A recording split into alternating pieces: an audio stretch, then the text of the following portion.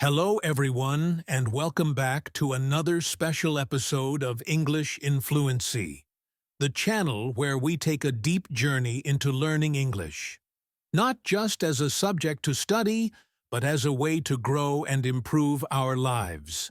My name is Alex, and I am truly honored that you have chosen to click on this video and spend your precious time with me today.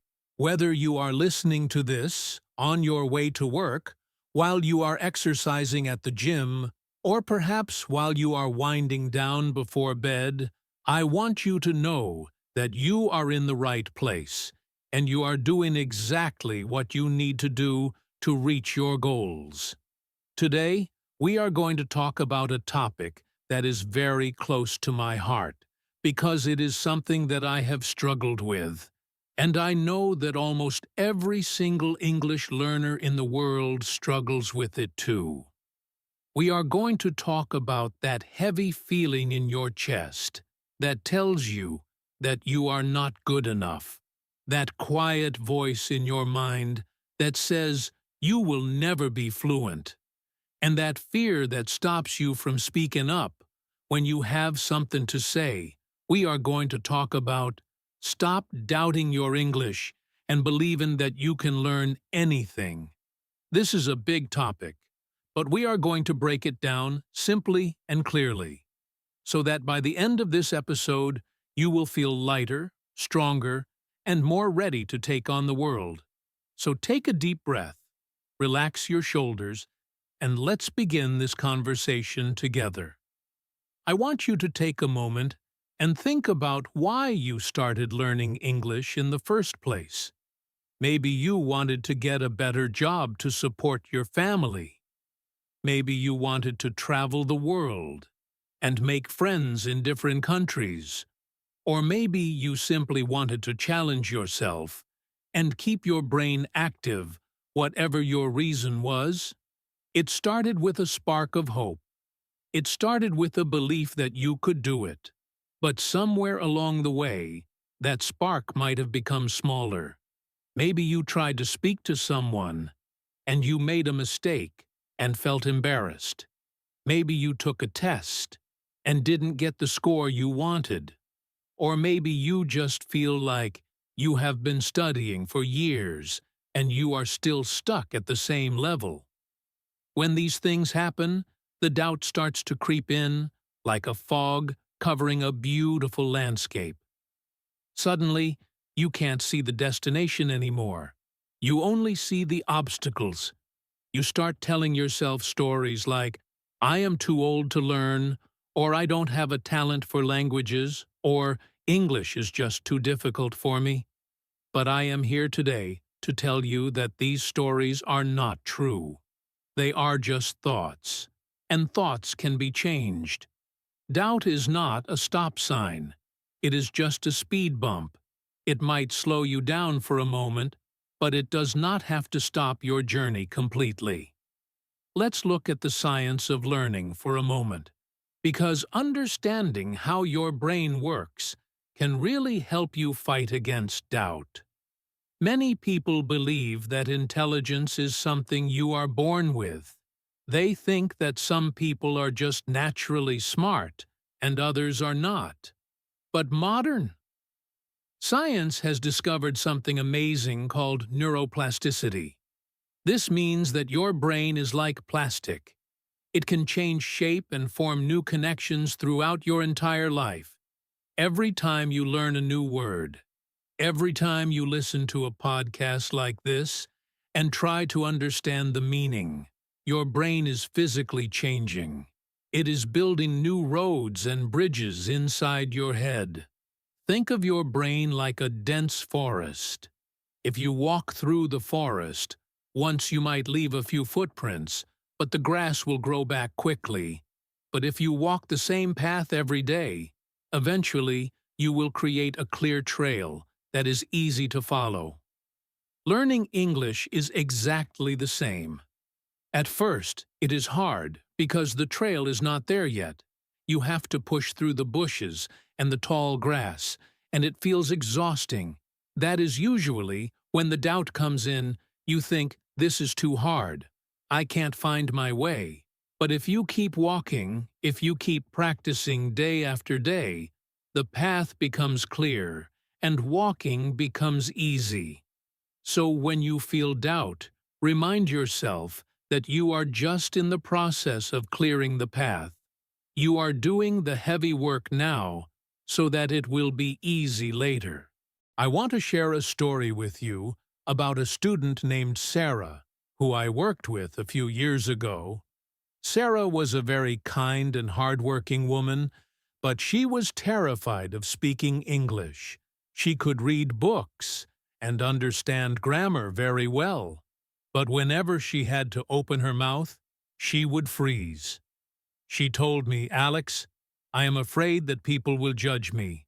I am afraid they will think I am stupid, because my accent is strong."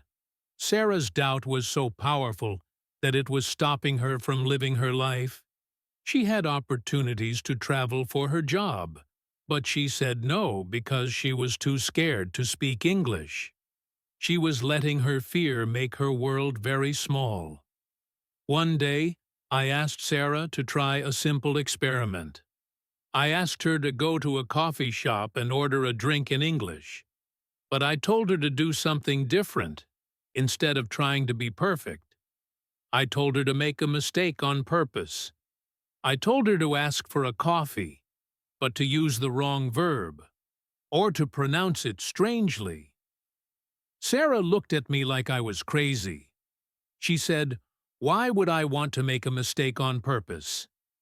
I told her, "Because you need to see that the world will not end. If you make a mistake, you need to face the monster to realize it is just a shadow." So she did it. She went to the shop and she ordered her coffee with a mistake. The barista just smiled, corrected her gently, and gave her the coffee.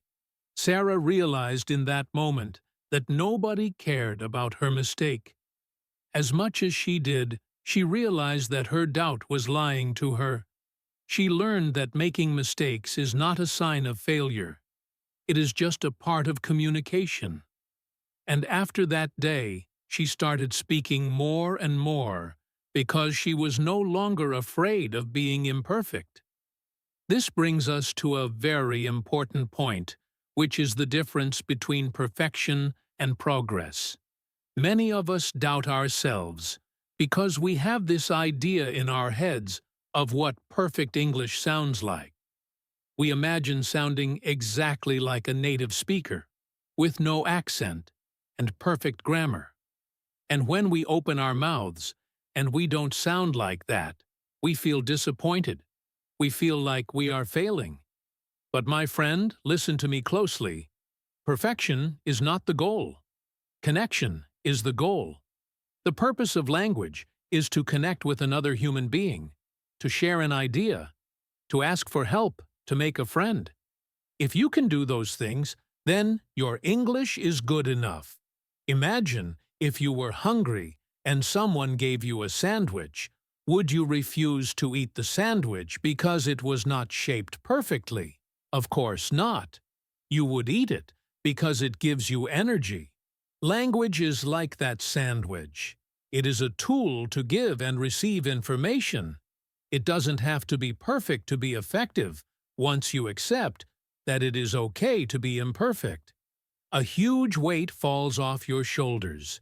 You stop policing every word you say, and you start actually communicating.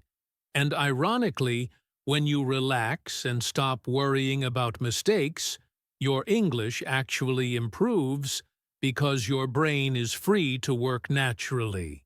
Another huge source of doubt is comparison. We live in a world where we are constantly looking at other people's lives, especially on social media. You might scroll through your phone and see a video of someone who says they learned English in 3 months, or someone who speaks 10 languages fluently. And you look at your own progress, and you think, what is wrong with me? Why am I so slow? This is a trap. Comparison is the thief of joy. Imagine a garden full of flowers. There are roses and sunflowers and daisies and tulips? Does the rose look at the sunflower and feel bad because it is not tall and yellow? No, the rose focuses on being a beautiful rose. Every flower blooms at its own time and in its own way. You are on your own unique journey. You have your own life circumstances, your own job, your own family, and your own challenges. It is unfair to compare your chapter 1 to someone else's chapter 20. Instead of looking at others, look at yourself. Look at how far you have come.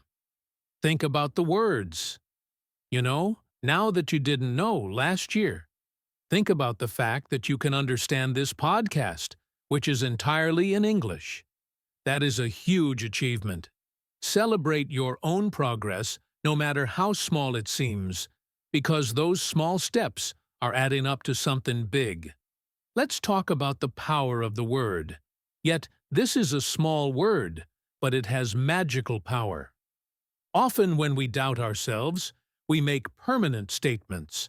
We say, I can't understand movies without subtitles, or I can't pronounce the TH sound. These statements tell your brain that the situation is fixed and cannot change. But if you add the word yet to the end of the sentence, everything changes. Try saying, I can't understand movies without subtitles yet, or I can't pronounce the TH sound yet. This small change tells your brain that it is just a matter of time. It tells your subconscious mind that you are working on it, and that you will get there. Eventually, it changes a dead end into an open door. I encourage you to start using this word every day. Whenever you catch yourself thinking negative thoughts about your English, catch that thought, and add, yet it is a simple habit, but it can completely shift your mindset from a fixed mindset to a growth mindset. I remember another student named David, who was in his 60s. David had retired from his job and decided he wanted to learn English to talk to his grandchildren who lived in America. But David struggled a lot with his memory. He would learn a list of vocabulary words on Monday, and by Wednesday he would forget half of them. He felt very discouraged. He told me, Alex, my hard drive is full. I can't put any more information in there. I am just too old. He was ready to give up, but we sat down and talked about how he was learning. He was trying to memorize long lists of words out of context, which is hard for anyone, regardless of age. We changed his method.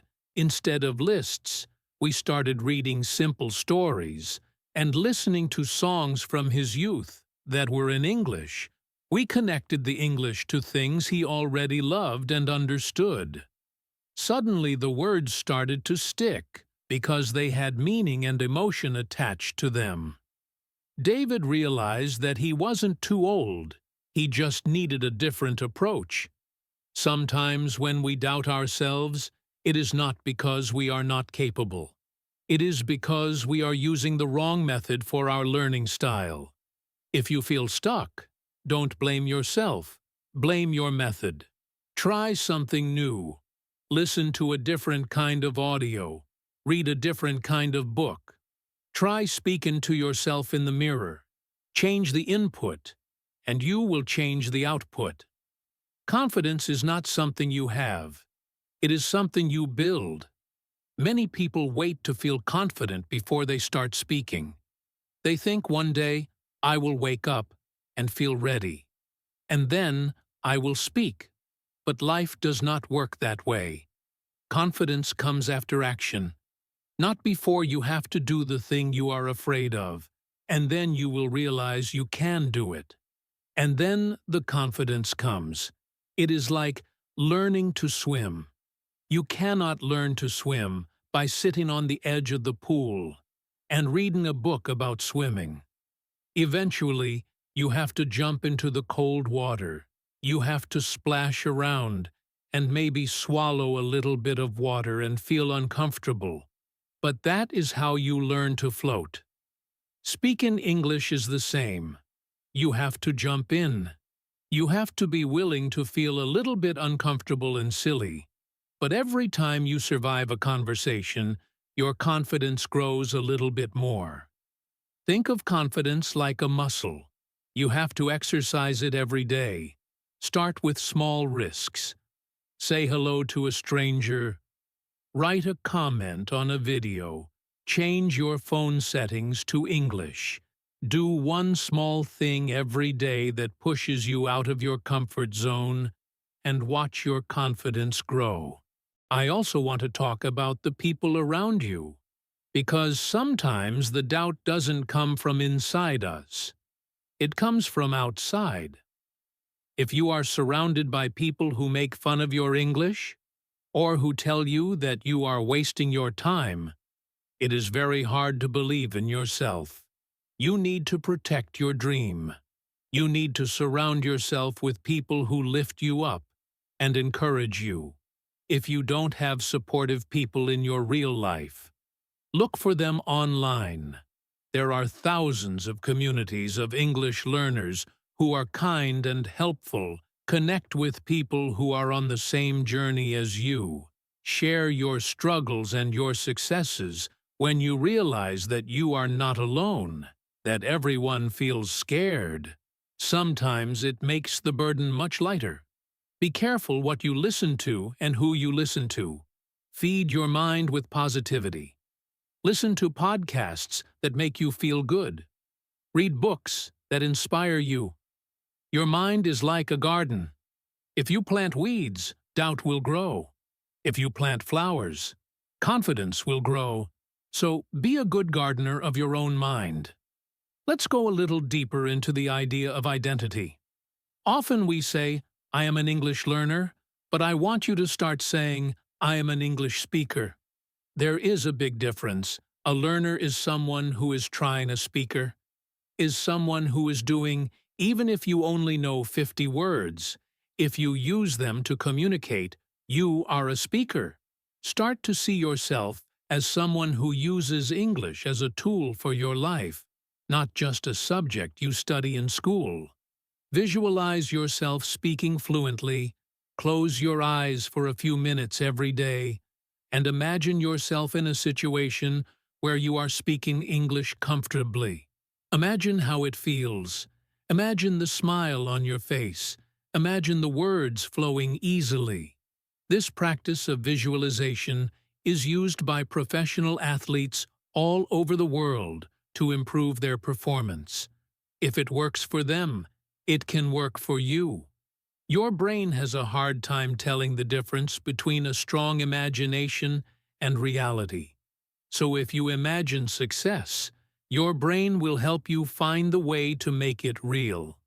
We also need to talk about patience. We live in a world of instant gratification. We want everything. Now we want fast food, fast internet, and fast results. We see advertisements that say, learn English in 30 days, and we believe them. But learning a language is a biological process. It is like growing a tree. You cannot scream at a tree to make it grow faster. You can only water it, give it sunlight, and wait. Deep learning takes time. And that is okay. When you accept that this is a long journey, you stop feeling frustrated about not being there yet. Enjoy the process. Enjoy the fact that you can understand more today than you could yesterday. Fall in love with the language itself. Listen to music, watch movies, read stories.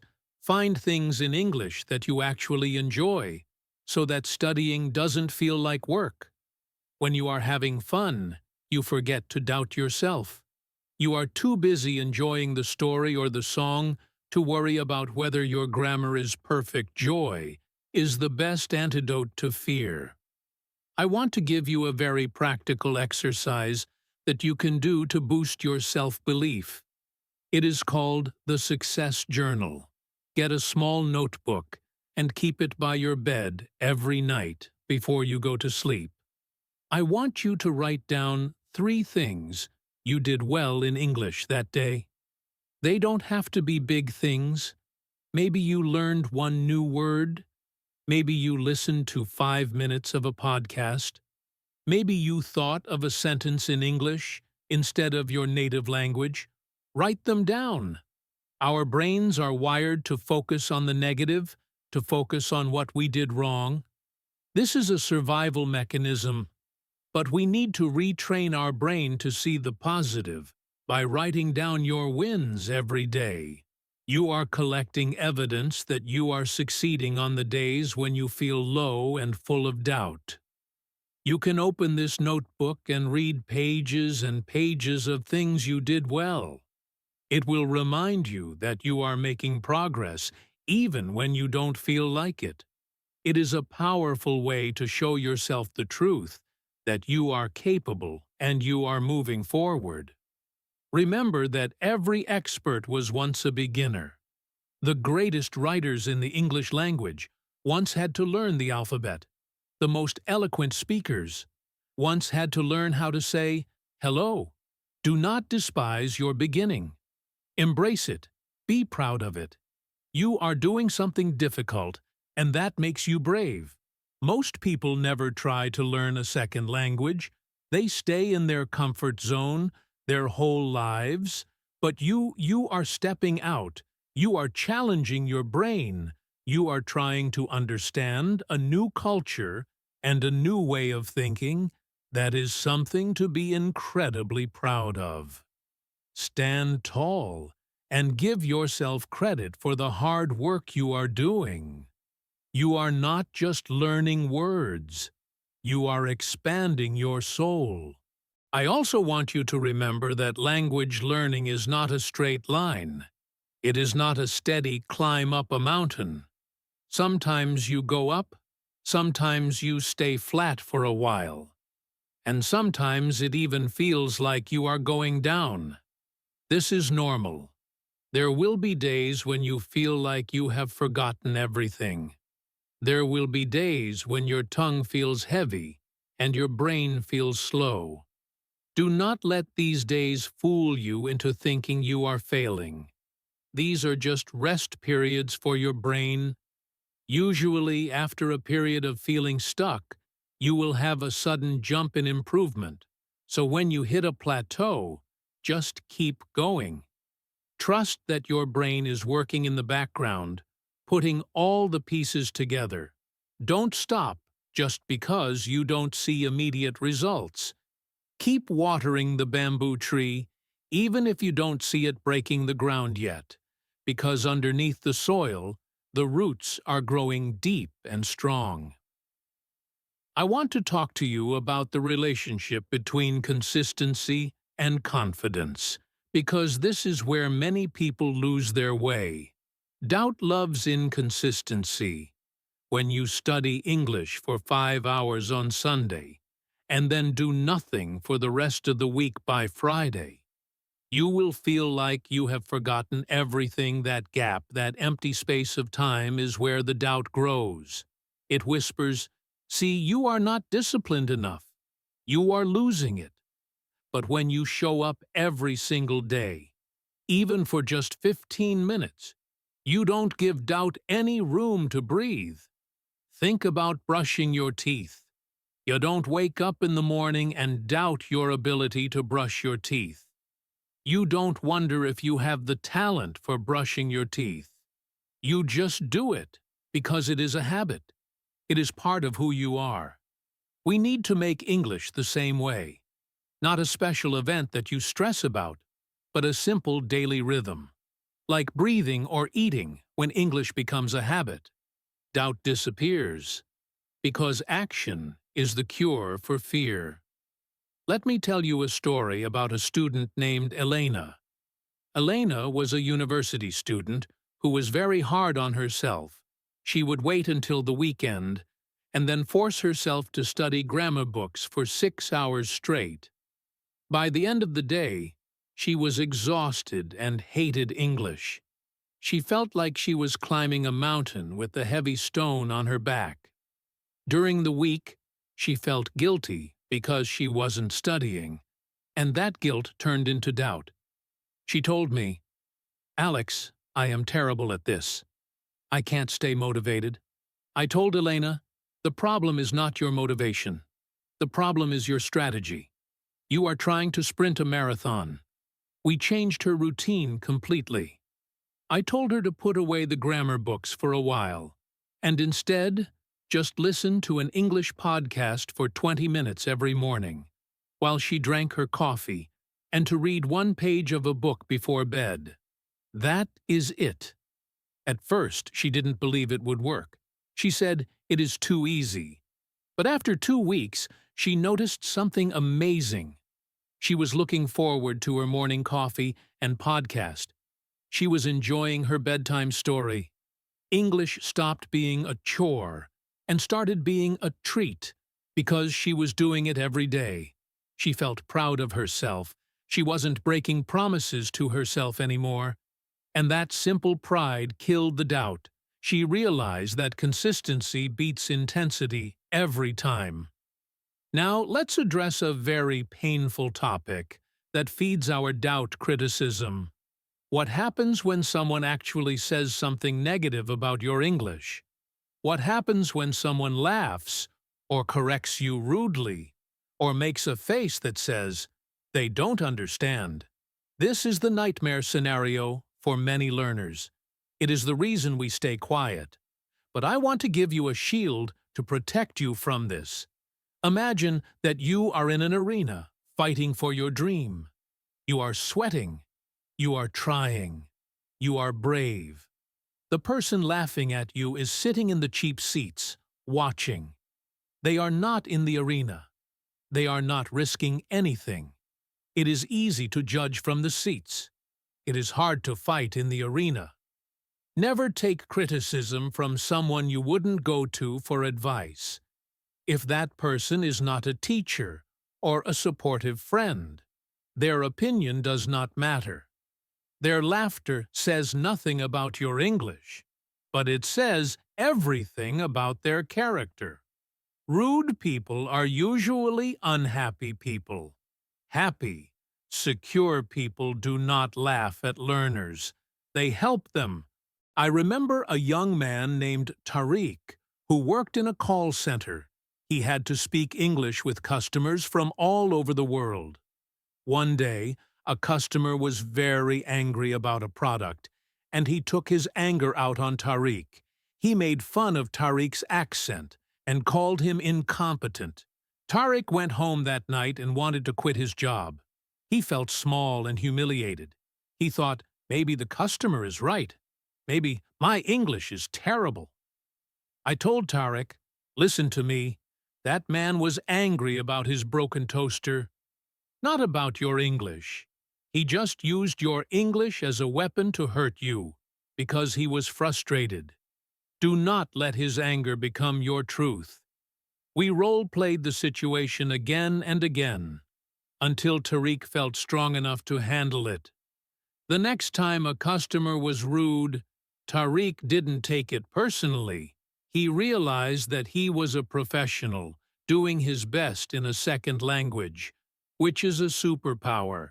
He learned to separate his self-worth from other people's bad moods, and that made him unbreakable. There is another strange kind of doubt that attacks you even when you are succeeding. It is called imposter syndrome. This is the feeling that you are a fake, a fraud, and that sooner or later people will find out that you don't really know English. Maybe you get a job that requires English, or you pass an exam, and instead of feeling happy, you feel scared. You think, I just got lucky, or they made a mistake. This is very common, even among advanced speakers. I have felt it myself. You feel like you are tricking everyone. But my friend luck does not help you conjugate verbs. Luck does not help you understand complex sentences. Hard work does that. If you have achieved something, you earned it. You need to own your success. Stand in front of the mirror and say, I worked hard for this. I studied for this. I deserve this. Do not give your power away to luck. Acknowledge the hours you put in. Acknowledge the sacrifices you made when you respect your own effort. The feeling of being an imposter fades away. Let's talk about a specific technique to build belief when you have no one to talk to. Many people say, "I doubt myself because I have no one to practice with." But you have the best partner in the world with you. 24 hours a day yourself. Self-talk is a powerful tool for building fluency and confidence. Narrate your life in English when you are cooking. Say, "Now I am chopping the onions. Now I am boiling the water."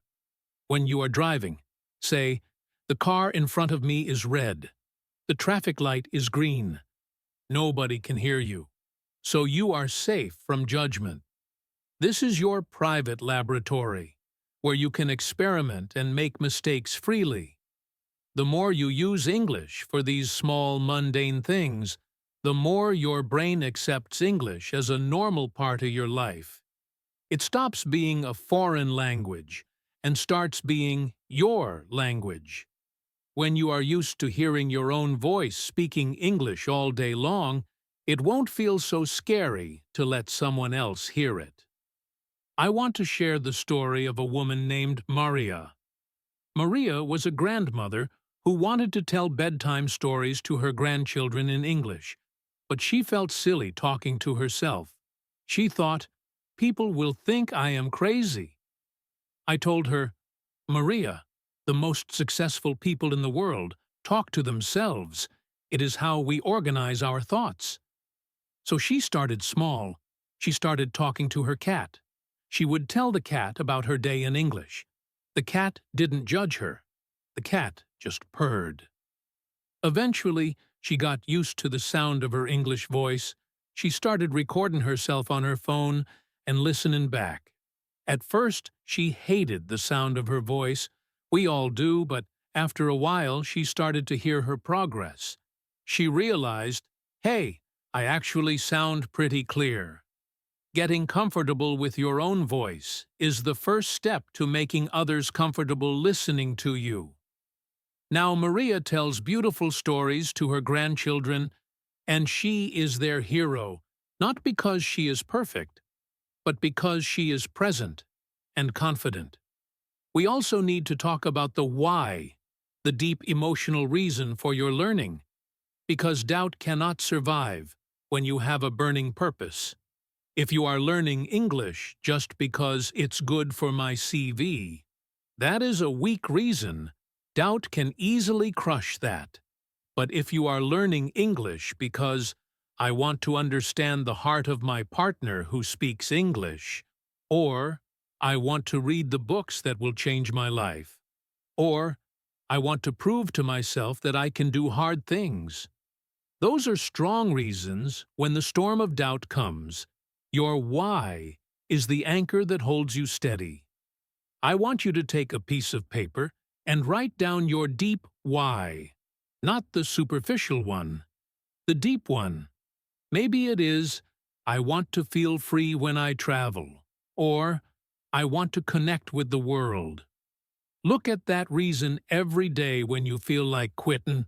Remind yourself of the destination. Having a clear vision pulls you through the foggy days. Let's move on to the concept of the plateau. This is a very dangerous place for belief.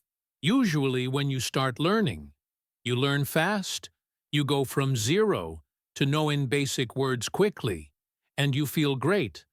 But then you reach the intermediate plateau. You study and study, but you feel like you are not improving.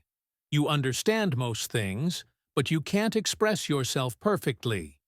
This is where most people quit because they think, I have stopped learning. But this is an illusion. Imagine an ice cube sitting in a warm room. The temperature goes from 20 degrees to 25 degrees. The ice does not melt. Nothing happens. The temperature goes to 30 degrees, still nothing. The ice looks the same, but inside, the molecules are moving faster. Finally, at 32 degrees, the ice melts into water. Did the work happen only at 32 degrees? No, The work happened at 20, at 25, at 30. The energy was building up invisibly. The plateau is like that. You are building energy invisibly. You are consolidating what you know. Trust that the breakthrough is coming. Do not judge your progress by what you see. Judge it by the effort you put in. If you keep heating the ice, it will melt. If you keep studying, you will improve. It is a law of nature. I remember a student named Kenji. Kenji was stuck at the intermediate level for 2 years. 2 whole years. He was so frustrated, he felt like he was banging his head against a wall. He said, "Alex, I am just not talented enough to get to advanced." I told him, "Kenji, you are building the foundation of a skyscraper. It takes a long time to pour the concrete, but once the foundation is set, the building goes up fast." We kept working. We focused on consuming content that he loved. Movies, podcasts, books. We stopped worrying about grammar rules and focused on enjoyment. Then suddenly, in a span of 3 months, everything clicked. He started speaking with flow. Complex sentences came out of his mouth. Naturally, he was shocked. He said, "What happened?" I said, "The ice melted. You did the work for 2 years, and now you are seeing the result. Never give up on the plateau. The plateau is where the magic is preparing to happen." Now, I want to address the fear of forgetting. Many learners live in constant fear that if they stop studying for 1 day, they will lose everything. This fear creates stress, and stress kills memory. Your brain learns best when it is relaxed. When you are anxious, your brain shuts down the learning centers. It goes into survival mode, so relaxing is actually part of studying. Take breaks. Go for a walk. Sleep. Well, your brain consolidates memories while you sleep. If you study for 10 hours and sleep for 4 hours, you will learn less than if you study for 4 hours and sleep for 8 hours. Trust your brain's ability to store information. You might forget a word temporarily, but it is in there deeper in your subconscious exposure, and context will bring it back. Do not cling to the language so tightly. Let it breathe. Trust that what is meant to stick will stick. Let's talk about the role of curiosity in overcoming doubt. Children learn languages so fast because they are curious, not because they are trying to be perfect. They ask, "What is this? Why is that?" They want to know the world. Adults worry about looking smart. Curiosity is the antidote to judgment. When you are curious about how to express a thought, you are not thinking about whether you are good or bad. You are just focused on the puzzle. Treat English like a puzzle or a game. Be a detective. When you hear a new phrase, say, "Aha, that is interesting. How can I use that?" Instead of, "Oh no, I didn't know that. I am stupid." Shift your energy from judgment to fascination. When you are fascinated by the language, you forget to be afraid of it. I want to share a story about a woman named Fatima. Fatima was very serious about English. She treated it like a math problem. She had flashcards, charts, and diagrams, but she was miserable, and she couldn't speak fluently because she was calculating every sentence, like an equation. I told her, "Fatima, you need to play." We started doing silly things. We read children's books with funny voices. We sang pop songs loudly in the car. We watched comedy shows and tried to tell the jokes. She felt ridiculous at first, but then she started to have fun. And when she started having fun, her guard came down, her brain relaxed. The words started to flow because she wasn't forcing them. She learned that playfulness is a serious learning strategy. If you are laughing, you are learning. If you are stressed, you are blocking doubt. Hates laughter, so laugh at your mistakes. Play with the sounds. and enjoy the messy process. Another important aspect of belief is realizing that you don't need to know every word to be fluent. Native speakers don't know every word in the dictionary. Nobody does. Fluency is not about knowing everything. It is about being able to handle, not knowing something. It is about having the confidence to say, I don't know what that word means. Can you explain it? Or, I forgot the word for this thing. Can I describe it? That is real fluency, the ability to navigate conversation despite the gaps. Doubt tells you you need to know 100% before you speak. Confidence tells you, I know 50% and I can figure out the rest. Rest. Embrace the gaps. The gaps are where the conversation happens. Let's talk about your English personality.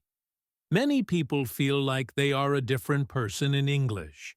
Maybe in your native language, you are funny and loud, but in English, you are quiet and serious. This disconnect can cause doubt because you feel like you are not being yourself. But I want you to see this as an opportunity. You are building a new facet of your personality. My English self might be a little more direct. My Spanish self might be a little more emotional. My Japanese self might be a little more polite. This is not being fake. This is being multifaceted. Embrace your English personality. Maybe he or she is a little slower, a little more thoughtful. That is okay, love. That version of yourself, do not hate him for not being the same as your native self. Give him time to grow and develop his own style. I want to give you a challenge for the next week called the Kindness Challenge for the next 7 days. I want you to treat yourself like you would treat your best friend. If your best friend was learning English and made a mistake, would you say, "You are so stupid. Why can't you get this right?" No, you would say, "Hey, good try. You are getting better. Let's try again." But we say these cruel things to ourselves all the time.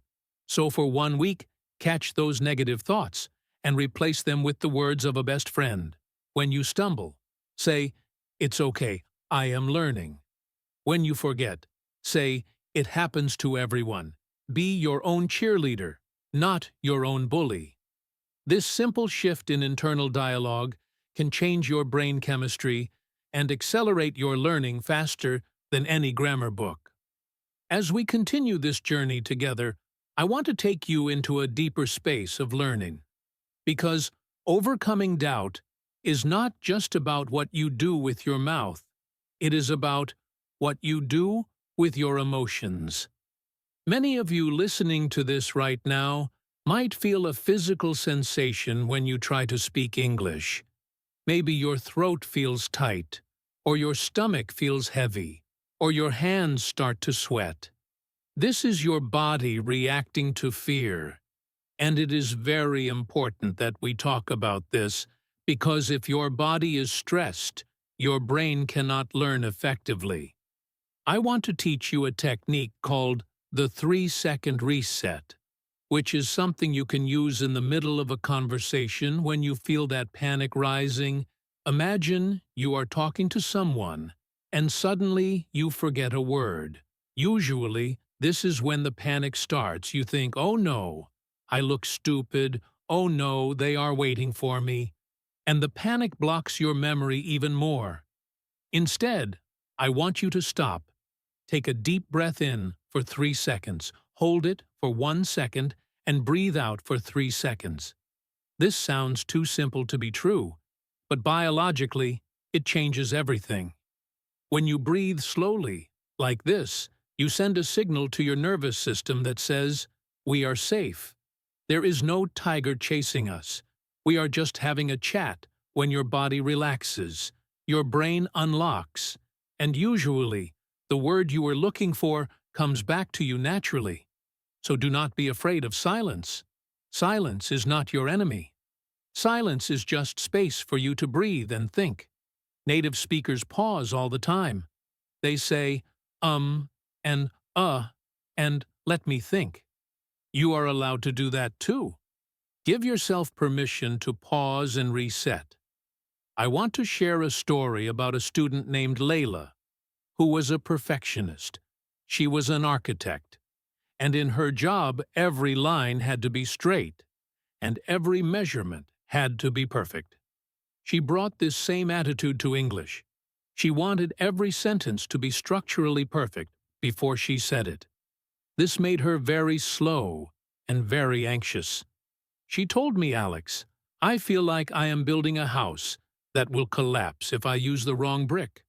I told Layla, language is not a house made of bricks. Language is a river. It is fluid, it is moving, and it is forgiving. If you make a mistake, the river just flows around it and keeps going. We practiced messy speaking, where I forced her to talk about her day without stopping to correct herself. At first, she hated it. She felt out of control, but after a few weeks, she felt a sense of freedom she had never felt before. She realized that she could communicate her ideas.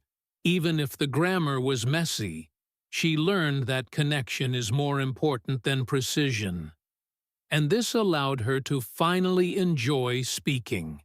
Let's talk about listening, because listening is the fuel for speaking.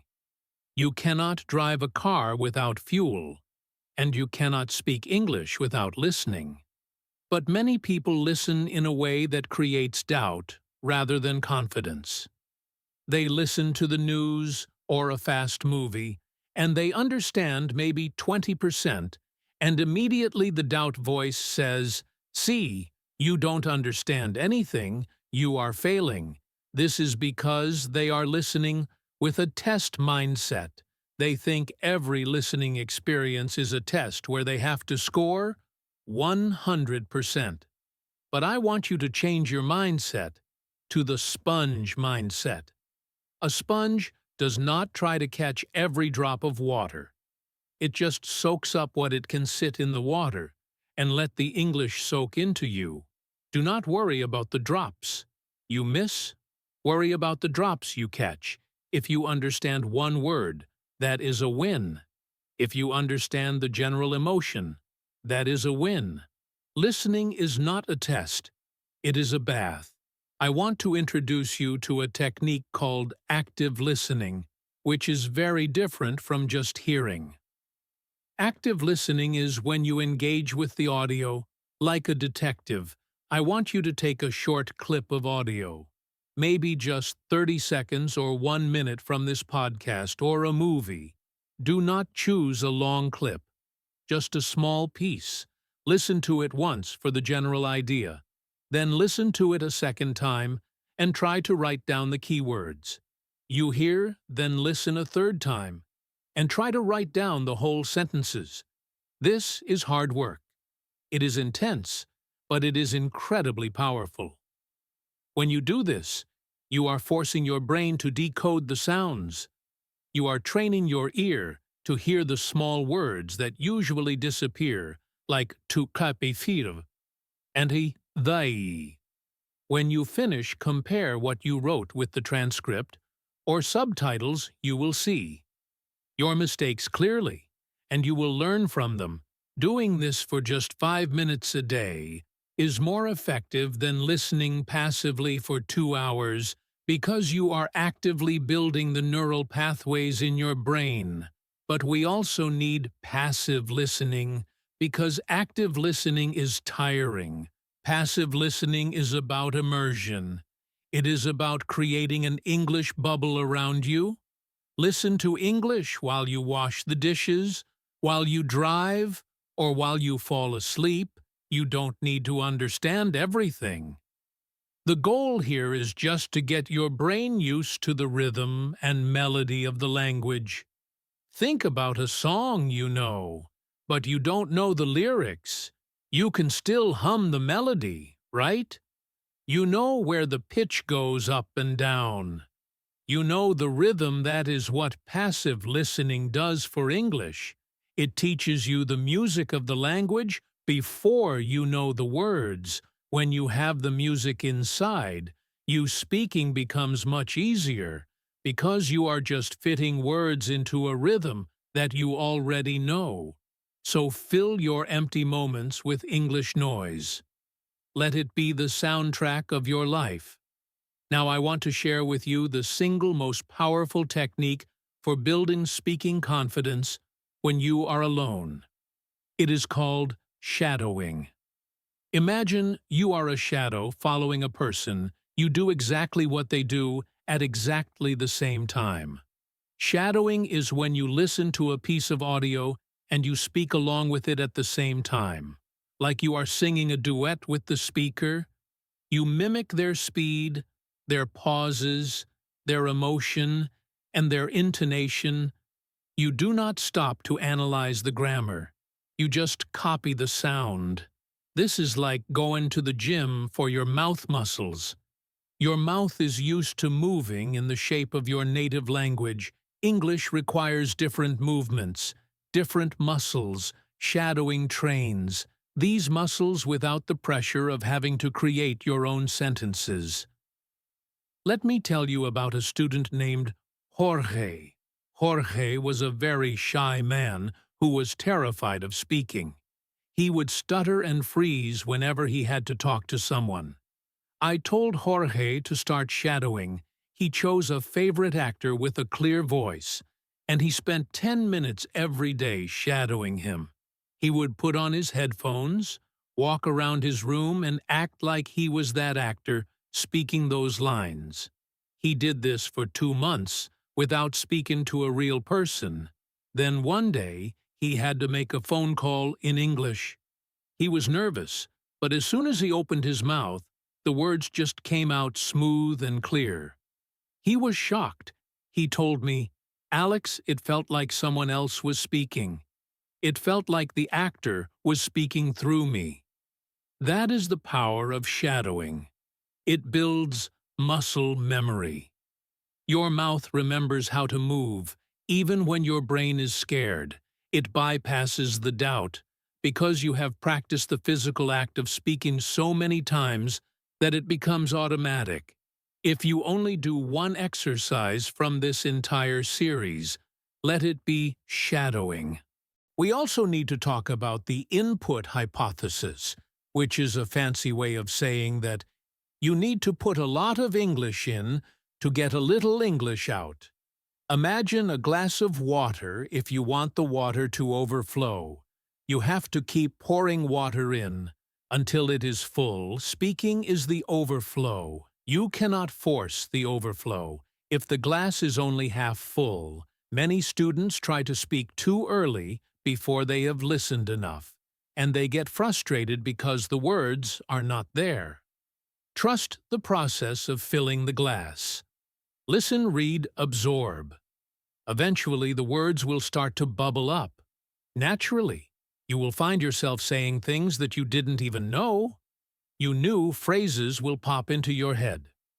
Automatically, that is when you know the glass is overflowing. So if you feel stuck in speaking, go back to listening, fill the well, and the water will rise. Now, let's tackle the biggest boss in the video game of learning. English speaking to a native speaker. This is where the fear is usually the highest. You think, they speak so fast. They use slang. They will judge me. Let's break this down. First of all, native speakers are just people. They are not grammar police. Most of them do not know the grammar rules themselves. They just speak by feeling. Most native speakers are kind and helpful. If you tell them, "I am learning English, could you please speak a little slower?" 99% of people will smile and say, "Of course," and they will help you. We often imagine the worst-case scenario where the person laughs and walks away, but in reality, that almost never happens. People appreciate effort. If you are trying to speak their language, they respect you for it. I want to give you a tool to handle these conversations. It is called scripting. Anxiety comes from the unknown. You don't know what is going to happen, so you panic. But many conversations in life are predictable if you are going to the doctor. You know generally what questions they will ask and what you need to say. If you are going to a restaurant, you know how the interaction goes. So before you go write a script, write down what you want to say and what they might say. Practice it, rehearse it in front of the mirror. This is not cheating. This is preparation. When you have a script, you feel safer. You have a plan. B. If you get stuck, you can remember your lines. Doing this a few times will give you the confidence to eventually go off script. Think of it like training wheels on a bicycle. Use them until you find your balance and then take them off. But what happens when your mind goes blank? This is a very common fear. You are in the middle of a sentence and suddenly your brain freezes. You forget everything. You feel the heat rising in your face and the doubt screaming, "You see, I told you." This is a biological reaction. It is the fight or flight response. Your brain thinks you are in danger, so it shuts down the thinking part of your brain to save energy for running away. But you are not in danger. You are just speaking English. The key to fixing this is to reset your physical state when you go blank. Stop. Do not try to force the word out. Take a deep breath. Smile and say a safety phrase. A safety phrase is a pre-memorized phrase that buys you time and lowers the pressure. Phrases like, "I lost my train of thought, give me a second," or "I know the word, but I can't remember it right now," or simply, "My mind just went blank." Sorry. Saying this out loud breaks the tension. It shows the other person that you are human, and it gives your brain a chance to relax and reboot. Usually, as soon as you stop fighting the block, the word comes back. Equip yourself with 3 or 4 safety phrases and keep them in your pocket. Like a shield, knowing you have them will make you less afraid of freezing. Let me tell you a story about a student named Lee was a perfectionist. She hated making mistakes so much that she would stay silent rather than risk saying the wrong thing. She wanted to be friends with her neighbor who was an English speaker, but she was too scared. One day, I gave Lee a challenge. I told her to go to her neighbor and say, "Hi, I am learning English, and I am very nervous, but I would love to practice with you for 5 minutes." This required huge courage. She went to the door, knocked, and when the neighbor opened, she almost ran away. But she took a breath and said, her line, the neighbor's face lit up. She said, "Oh, wow, that is amazing. Come in, I would love to help." They sat down and had tea. Lee made many mistakes, but the neighbor didn't care. She was just happy to have a friend. Lee realized that her vulnerability was her strength by admitting she was nervous. She made the connection stronger. People connect with humanity, not perfection. Do not be afraid to say, "I am nervous," or "I am learning." It opens hearts. We also need to talk about the filter of translation. Many learners have a habit of translating everything in their head from their native language to English before they speak. This is exhausting and it makes you slow and doubtful because you are constantly checking if the translation is correct. You need to break this habit and start thinking in English, even in a simple way. Start by naming objects in your room directly in English. Look at a table and think, "table," not the word in your language, and then translating it. Look at the sky and think, "blue sky." Do this for simple actions too. I am walking. I am eating. This trains your brain to access the English word directly, skipping the translation step. It takes time, But eventually you will find yourself speaking without the middleman. And that is when fluency really begins. I want to address the concept of vocabulary anxiety. Many people doubt themselves because they think they don't know enough words. They think, I need to know 10,000 words before I can speak. But did you know that most daily conversation uses only about 2,000 to 3,000 words? You probably already know enough words to survive in almost any situation. The problem is not that you don't know enough words. The problem is that you don't use the words you know creatively. If you don't know the word for umbrella, don't panic. Describe it. Say, the thing you hold over your head when it rains. That is perfect communication. Do not let a missing word stop the whole train. Keep the train moving by going around the obstacle. Be a MacGyver of language. Use what you have to get the job done.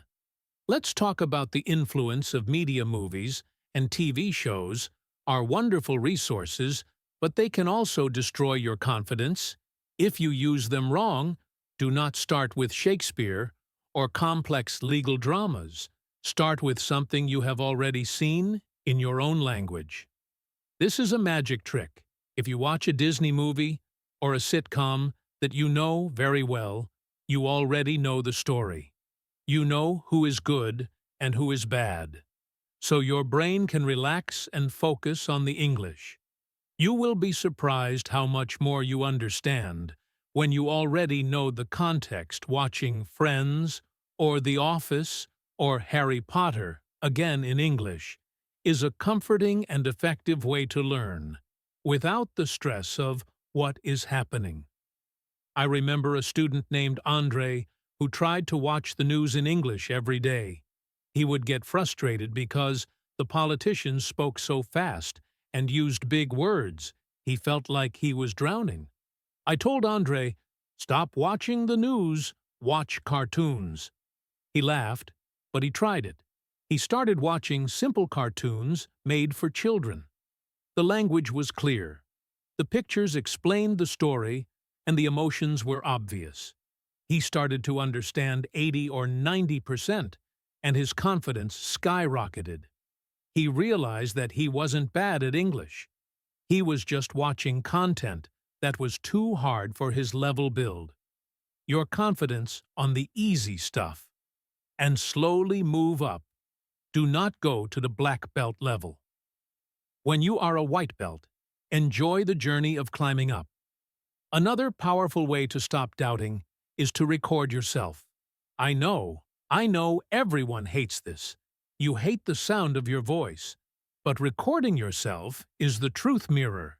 It shows you what you really sound like, not what you think you sound like. Record yourself speaking for 1 minute about your day. Listen to it immediately. Write down one thing you did well. Maybe your intonation was good. Maybe you used a cool word, and write down one thing to improve. Maybe you forgot an andes, or you paused too much. Do this once a week. Keep the recordings after a few months. Listen to the first one and the last one. The difference will be undeniable. You will hear the growth, and that audio proof will kill your doubt faster than any compliment from a teacher. We also need to talk about the dip. Every learner goes through a dip, usually after the initial excitement wears off, and the reality of the hard work sets in. This is where doubt screams the loudest, "Give up, it is not worth it." Knowing that the dip is coming helps you survive it when you feel like you are getting worse or when you feel like you hate. English, recognize it? This is the dip. This is normal. Do not quit in the dip. Slow down if you need to take a break, if you need to, but do not stop. The dip is the valley before the next peak. Just keep putting one foot in front of the other, and you will climb out of it. I want to talk about the role of sleep and rest in belief. It sounds unrelated, but it is not. When you are tired, your emotional regulation is weak. The voice of doubt gets louder when you are exhausted. Have you noticed that your English is worse when you are sleepy? That is because your brain needs energy to access a second language. Prioritize your rest. Treat your brain like a precious instrument. If you want it to play beautiful music, you have to keep it tuned and rested. Do not beat yourself up for having a bad English day when you are tired. Just say, "I am tired today. My brain is resting," and try again tomorrow. Let's explore the idea of English as a tool for kindness, instead of thinking about English as a test. Think of it as a way to be kind to people. When you speak English, you are trying to connect with someone from a different culture. That is an act of kindness. Even if your grammar is bad, your intention is good. Focus on the intention. If you see a tourist looking lost and you help them with broken English, you are a hero to them. They don't care about your prepositions. They care that you helped them find the train station. Shift your focus from "how do I sound" to "how can I help?" When you serve others, your ego disappears, and your fear disappears with it. I want to share a story about a woman named Keiko. Keiko was very shy and afraid of making mistakes. She joined an international volunteer group where they had to work together to build houses. The common language was English. At first she was silent, working in the corner, but soon she had to ask for a hammer or offer water to someone. She realized that in the middle of working, nobody cared about grammar. They just wanted the hammer. She started speaking freely because the goal was the house, not the language. By the end of the project, she was laughing and joking with everyone. She told me, "Alex, I forgot to be afraid because I was too busy working." Find a project, find a hobby, find something to do in English, where the language is just the tool, not the focus. As we near the end of this third part, I want you to feel the weight of the tools you now have. You have active listening to sharpen your ear. You have passive listening to immerse your brain. You have shadowing to build muscle memory. You have scripting to prepare for conversations and safety phrases to save you when you freeze. You know how to use media wisely, and you know how to be kind to yourself. These are not just ideas. These are weapons against doubt. You are now a warrior equipped for the battle. But remember, a sword is useless if you leave it on the table. You have to pick it up and use it. You have to practice these things. Getting knowledge is the first step. Taking action is the second step. And the most important one, do not just be a collector of learning tips. Be a user of them. Try shadowing today. Try writing a script. Today, put these ideas into motion and watch how your reality changes. In the final part of this series, we are going to bring everything together. We are going to talk about the ultimate vision for your life as an English speaker. We are going to talk about how to maintain this belief for the rest of your life, so it never goes away. And I am going to give you a final powerful pledge that we will take together to seal this new confidence into your soul. You have come so far, and I am so excited for you to cross the finish line with me. Do not stop. Now the view from the top is going to be breathtaking. Keep listening, keep believing, and let's finish this strong. Take a moment now to stretch. Breathe and acknowledge your own dedication. You are rewriting your story, one word at a time. I am right here with you. Let's move to the final chapter of your transformation. I want to start this final session by redefining what fluency actually means, because the wrong definition is often the source of all our pain. Many people think fluency means knowing every word in the dictionary and never making a mistake and having a perfect accent. If that is your definition, then you will always be failing, because even native speakers do not meet that standard. I want you to adopt a new definition of fluency. Today, fluency is the ability to flow. Like water, water is not perfect. It changes shape. It goes around rocks. It speeds up and slows down, but it keeps moving. True fluency is the ability to keep the conversation moving, even when you don't know a word. True fluency is being able to express your personality and your heart in another language, even if the grammar is imperfect. When you accept this definition, you become free. You stop trying to be a dictionary, and you start trying to be a river flow over the mistakes, flow around the unknown words. Just keep moving toward the ocean of connection. I want you to think about the ripple effect of your learning. Often we think that learning English is a selfish pursuit just for us, but that is not true. When you learn English and when you overcome your self-doubt, you inspire everyone around you. Think about your children, if you have them, or your nieces and nephews, or your younger friends. They are watching you. They see you struggling. They see you practicing, and they see you refusing to give up.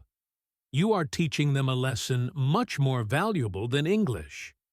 You are teaching them resilience.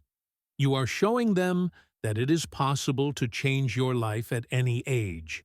You are showing them that fear does not have to stop you. Imagine your child seeing you speak confident English to a stranger. That image will stay with them forever. It will give them permission to be brave in their own lives. So do not just do this for you. Do this for the people who are watching you. Be the role model of courage that you wish you had when you were younger. Let's talk about the long game, because now that you are motivated, it is easy to run fast. But remember, this is a marathon, not a sprint. There will be days in the future, maybe next month or next year, when the doubt tries to come back, when you are tired or stressed, the old voice might whisper, "You are not good enough." When that happens, I want you to remember this moment. I want you to remember that you have the tools to fight it. You know, now that the voice is a liar. You know that you can reset your mind with gratitude, with yet, and with action. You have to commit to being the guardian of your own hope. Motivation is like a shower. You need it every day. It doesn't last forever, so you have to replenish it. Keep listening to podcasts. Keep reading inspiring stories. Keep reminding yourself of how far you have come. Make a habit of feeding your mind with good things, just like you feed your body with healthy food. If you stop feeding your belief, it will starve. So make a promise to keep nourishing your confidence every single day. I want to share a final metaphorical story with you. Imagine a man who wants to build a beautiful stone bridge across a wide river every day. He goes down to the riverbank and puts one stone in the water. The first day, nothing happens. The stone disappears under the water. The second day, another stone disappears for weeks and months. It looks like he is doing nothing. The neighbors laugh at him. They say, "You are crazy. You are just throwing stones into the river." But the man keeps going because he has a vision. He knows that underneath the water, the foundation is building up stone by stone. Finally, one day, a stone breaks the surface of the water. Everyone is amazed. Suddenly, they can see the progress from that day on. Every stone he adds makes the bridge higher and stronger, until finally he can walk across to the other side. Learning English is exactly like building that bridge. For a long time, it feels like you are throwing stones into the deep water. You study and study, and you don't see the result. You feel like nothing is happening, but you are building the foundation underneath the surface. Do not stop just because you can't see the bridge. Yet the stones are piling up, and one day you will break the surface, and everyone will be amazed at what you have built. Trust the invisible work. Now I want to talk about the joy of connection because ultimately that is why we are here. Think about the billions of people on this planet who speak English. Think about their stories, their wisdom, their jokes, their friendship. By learning this language, you are giving yourself the key to unlock those billions of doors. Imagine sitting in a tea shop in a faraway country, talking to an old man about his life. Imagine making a best friend from a culture completely different from yours. Imagine falling in love with someone who doesn't speak your native language. These are not just dreams. These are the realities that wait for you on the other side of doubt. When you focus on the joy of these potential connections, the fear of grammar seems so small and unimportant. Who cares about a verb tense when you are connecting soul to soul? Keep your eyes on the prize. The prize is not a certificate on the wall. The prize is the world opening its arms to you. I want to give you a strategy for the bad days, because there will be bad days. There will be days when your brain feels like fog and your tongue feels like wood. On those days, do not force yourself to study hard. Instead, switch to comfort English. Listen to your favorite song, watch a movie you love, or just read a very simple children's story. Be gentle with yourself on the bad days. Do not quit. Just slow down. Say to yourself, today is a rest day, not a quit day. And remind yourself that tomorrow is a fresh start. Forgiveness is a huge part of learning. Forgive yourself for being tired. Forgive yourself for forgetting. Forgive yourself for being imperfect. When you forgive yourself, you release the tension, and when the tension is gone, the learning can start again. Let's talk about identity shift. One last time. You are not just a student anymore. You are a user of English. You are a global citizen. Start to wear this identity with pride when someone asks, "Do you speak English?" Do not say, "A little," or "Sorry, my English is bad." Say, "Yes, I speak English," or "Yes, I am learning, and I love it." Change the way you introduce yourself. Stop apologizing for your existence. Stop apologizing for your effort. You have earned the right to take up space in this language. Stand tall, look people in the eye, and speak with the dignity of someone who has worked hard. Humility is good, but self-deprecation is poison. Be humble about how much you have to learn, but be proud of how much you already know. I want you to think about the legacy of your learning. Think about the books you will read and the ideas you will discover. Think about how those ideas will change you and how you will change the world around you. Maybe you will read a book in English about health, and it will help you save a family member's life. Maybe you will watch a video about business, and it will help you start a new career. Maybe you will learn a new philosophy that brings you peace. Knowledge is power, and English is the language of knowledge today. By becoming fluent, you are giving yourself the power to improve every other area of your life. You are becoming a more educated, more aware, and more capable human being that is worth every moment of struggle. Now, I want us to take a pledge of belief together. This is a solemn promise that you make to yourself. I want you to say these words out loud, if you can, or say them with a strong voice in your head. Repeat after me. I promise to be kind to myself on this journey. I promise to value my progress over perfection. I promise to treat mistakes as lessons, not failures. I promise to never give up on my dream of fluency because I am capable, I am strong, and I am worthy. Feel the weight of those words. You have made a contract with your future self. Do not break it whenever you feel doubt creeping in. Remember this pledge. Remember this moment. You have decided to be on your own team. As we bring this massive series to a close, I want you to know that my belief in you is real. It is not just words. I had seen thousands of students just like you go from silence to fluency.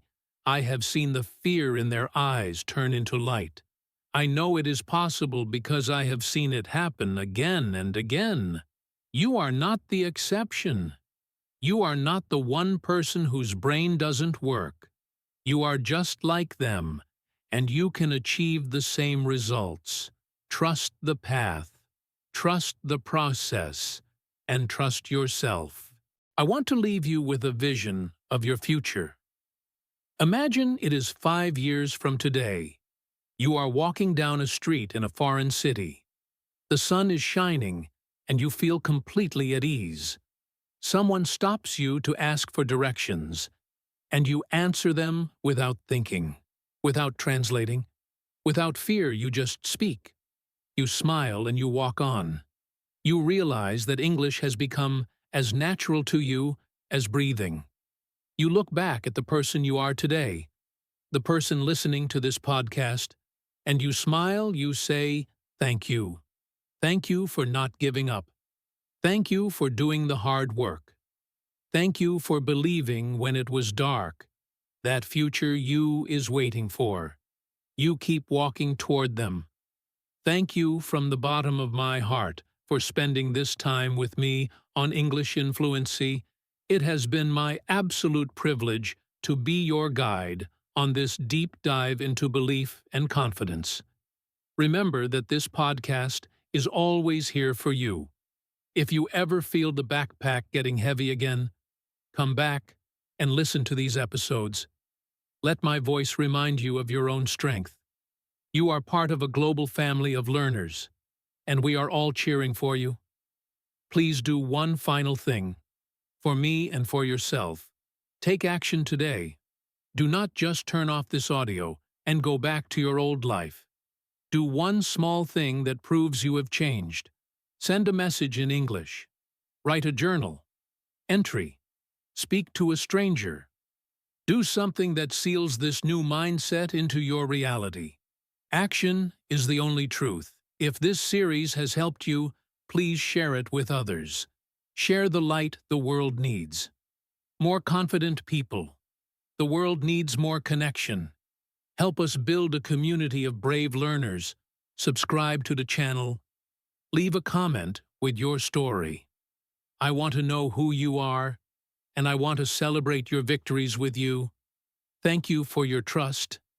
Thank you for your time. And thank you for your courage. Go out there and speak with your head held high.